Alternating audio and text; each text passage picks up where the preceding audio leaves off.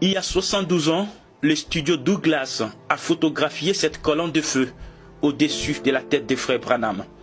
Cela s'est produit lors d'une soirée entourée de controverses au Sam Houston Stadium, au Texas. Un groupe de ministres sceptiques qui ont nié la guérison divine, soutenu par un prédicateur baptiste local nommé Révérend Best, ont défié le prophète Branham de participer à un débat sur la guérison divine.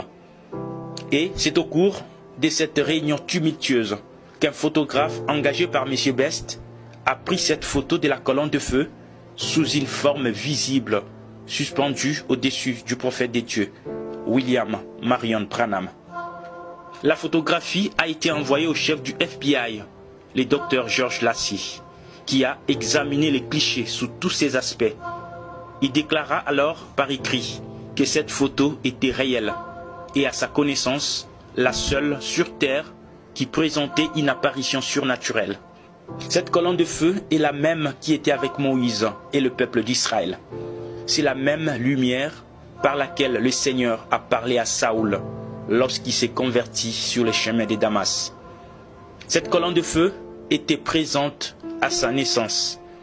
Elle a été vue par des milliers de personnes sur la rive de la rivière Ohio. Et elle semblait les suivre partout où il allait. Ce n'est qu'en 1950 que le Seigneur a donné aux croyants et aux incroyants la preuve infaillible que cet ange du Seigneur accompagnait le prophète pour confirmer son ministère.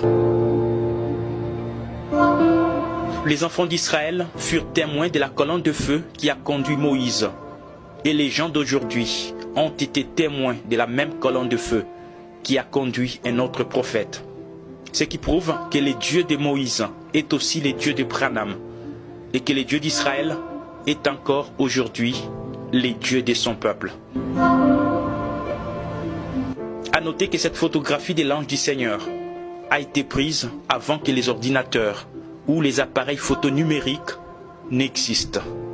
Et aucune méthode connue de la science n'a pu l'expliquer autrement qu'en affirmant qu'une lumière réelle s'était trouvée au-dessus de la tête de William Branham. À ce jour, la même photographie peut être vue à la bibliothèque du Congrès des États-Unis à Washington, D.C., la capitale du pays. Dans toute l'histoire, c'est la première fois que la présence d'un être surnaturel est scientifiquement prouvée. When the Bible declares it, when His omnipresence declares it, when His healing power declares it, when His great Spirit declares it, when everything in nature declares it, His church declares it, my heart declares it, every born-again man's heart declares it, that Jesus Christ is the Son of God and will come again. And He's the same now, yesterday, today, and forever.